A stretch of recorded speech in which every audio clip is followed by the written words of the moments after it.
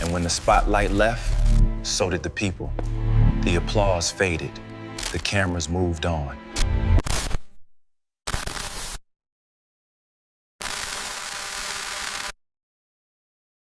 When the spotlight left, what was still there? Forgotten star. Why Hollywood forgot about Marcus T. Paulk. He was part of one of the most important black sitcoms ever made. Every week, millions of homes. A face that an entire generation associated with family, laughter, and the particular warmth of 90s television done right. Marcus T. Paulk was a child star on a show that mattered.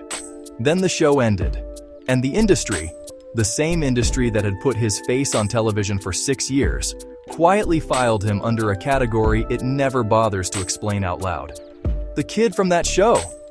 That's not a career. That's a ceiling. This is forgotten fame. The channel that goes past the reruns, past the nostalgia clips, past the polished Wikipedia pages, to find out what really happened when the credits rolled and the cameras stopped. Today, Marcus T. Paulk, the show that built him, the industry that boxed him in, and what his story reveals about how Hollywood has always treated young black talent once it's finished extracting the value. Before the fame. Marcus T. Paulk was born on May 11, 1986, Atlanta, Georgia. He came up the way most child actors do, through a combination of natural instinct, early recognition, and the willingness of someone around him to push toward the opportunity. He was performing before he had a platform. The energy was always there. What the entertainment industry does with energy like that, at 10 years old, in a black child from the South, depends entirely on who sees it and what they decide to do with it. Someone saw Marcus, and in 1996, they put him on Moesha. The breakout moment, Moesha premiered on UPN in January 1996.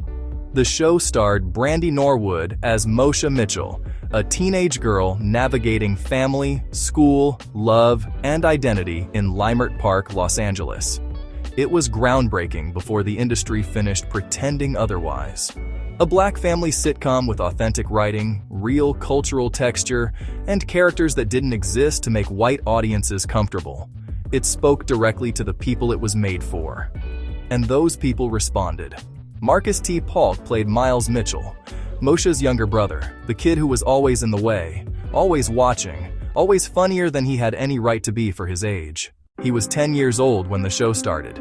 He had natural charm, easy timing, the kind of on-screen presence that makes directors stop adjusting their notes and just let the camera run. For 6 seasons, 127 episodes, he showed up and delivered. Moesha ran until 2001. At its peak, it was pulling over 6 million viewers. It launched careers. It built cultural weight that television scholars still reference today. Marcus T. Paulk was inside that machine for 5 of his most formative years, and when it ended, he was 15 years old. Starting over. Life inside the spotlight. This is what being a child on a successful sitcom actually looks like. You are on a production schedule before you finish growing.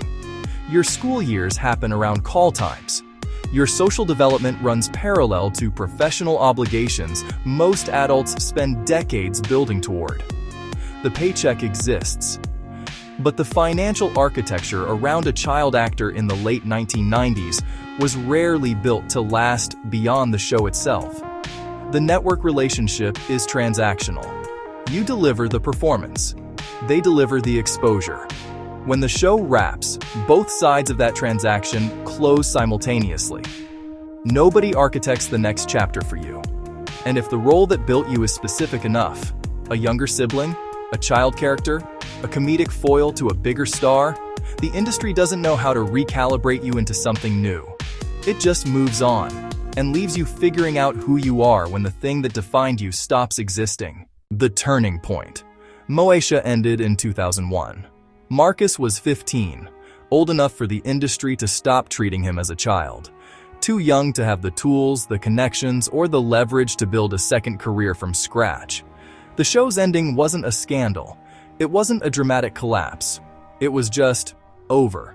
The way network decisions happen, quietly, administratively, with no ceremony for the people it displaced. And here is where the typecasting wall goes up.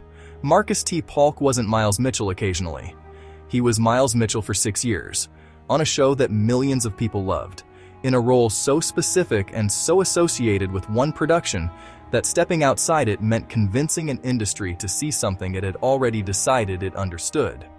Hollywood is not good at that recalibration, especially for young black actors, especially for the ones who were famous as children, rather than for children. The calls didn't stop immediately. They just kept getting smaller. The fall-off.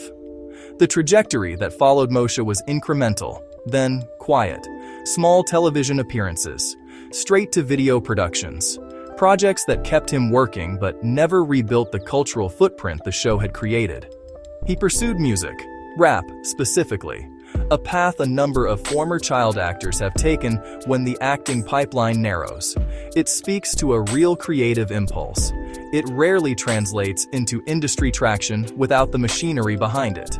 He appeared in the Somebody Help Me horror films in 2007 and 2010. Independent productions, respectable work, but a long distance from primetime network television. How High 2 in 2019 on Netflix brought a moment of renewed visibility, a nostalgia-adjacent project that reminded audiences he was still there, still working, still present. But the mainstream never reopened the door. And the cultural conversation, the one that regularly revisits Moesha with warmth and recognition, tends to center on Brandy, on the show itself, on its legacy. Miles Mitchell gets a mention in the footnotes. The person who played him gets filed under wherever they are now. What really happened behind the scenes. Let's be clear about the line between what is documented and what is speculative. Confirmed. Marcus T. Paulk's post-Moesha career did not produce a sustained mainstream presence. This is observable in the public record. Confirmed. He continued to pursue both acting and music in the years following the show's end, with limited industry support behind either pursuit. Confirmed. The financial structures governing child actors in that era, particularly on network television, rarely produced long-term security. Residual structures, management fees, and contract terms written by adults for minors were rarely in those minors' favor. Alleged, not confirmed, that the specific way Moesha was handled, its cancellation, the financial terms of its talent contracts, the absence of post-show career infrastructure, reflected a broader pattern in how UPN and surrounding industry players treated black sitcom talent when a show's commercial usefulness expired. Always see me all the time because I like to grow and take steps. So if it's a project or something that's not really going to be a growth thing for me as an actor or something different, I'm not really head over heels about just going in to just do it just to be working, because I can hustle up the same amount of money that they're gonna pay me, create my own world. When I did the modeling company, I'm doing big fashion shows with my company, all type of stuff, and I'm generating bread just off my own thing, so I don't have to add, I'm not begging the industry to work with me. I just know the business because after experience conversations with people who are really in this, you realize they'll go with a new person because they may be more affordable. I can respect them going with a new booty instead of me because I'm gonna ask for my due, what I'm due, you know what I'm saying? And they're like, we don't really got it to get at the Marcus right now, so we're gonna go with this person who might take a little less, might not be the same performance, but they'll take that sometimes, you know? Alleged, not confirmed, that Marcus, like many child actors of his era, navigated personal struggles in the years following his peak fame that were directly connected to the abrupt structural loss of the identity and environment the show had provided. What is simply observable, without attribution or allegation, is this. Hollywood built Marcus T. Paulk into a television fixture across 127 episodes spanning 5 years. It extracted his childhood, his developmental years, and his image. It produced no mechanism for what came next. Then it looked for the next face. Where are they now? Marcus T. Paulk is still working. He maintains a social media presence. He has spoken about his craft, his faith, his continued investment in music and performance. He reflects with genuine warmth on the Moesha years, not with bitterness, but with the perspective of someone who understands what it was and what it wasn't. He did not disappear. He was made invisible by an industry that stopped pointing cameras at him. and then confused its own inattention for his absence. He's still creating, the machine just stopped amplifying. And in Hollywood, those two things look identical from the outside. Marcus T. Paulk's story is not a tragedy in the dramatic sense. There's no single crisis, no headline moment, no documentary coming for him. And that's precisely what makes it worth examining.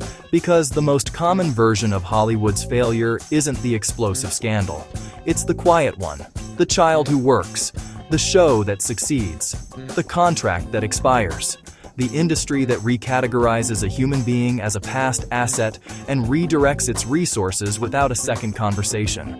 No announcement, no transition plan, no acknowledgement that a person spent their most formative years building something that generated real value for real corporations, and that those corporations owe something back. Black child actors of the 90s sitcom era built cultural landmarks. Moesha, Sister Sister, Smart Guy, The Fresh Prince. The shows are celebrated in perpetuity. The children who populated them are celebrated in nostalgia posts. There is a difference between being remembered and being taken care of. Hollywood has always been very good at the first one. He spent 5 years being part of something that mattered. He gave the industry his childhood, his development, his most formative years, on a show that an entire generation still carries with them. The show gets the legacy. He got the quiet. Marcus T. Paulk didn't fall from grace. He wasn't erased by scandal or destroyed by his own decisions. He was simply deprioritized, systematically, without ceremony, and the industry that did it has never been asked to account for the pattern it keeps repeating. So here's the question we'll leave you with. When a child builds their entire identity inside a machine that only values them for as long as they're profitable, who is responsible for what happens to that person when the machine decides it's done? Because the machine always decides, and it never asks permission. If you missed episode 4, The Rise and Fall of B2K, click the screen right now. That one goes deeper than you expect.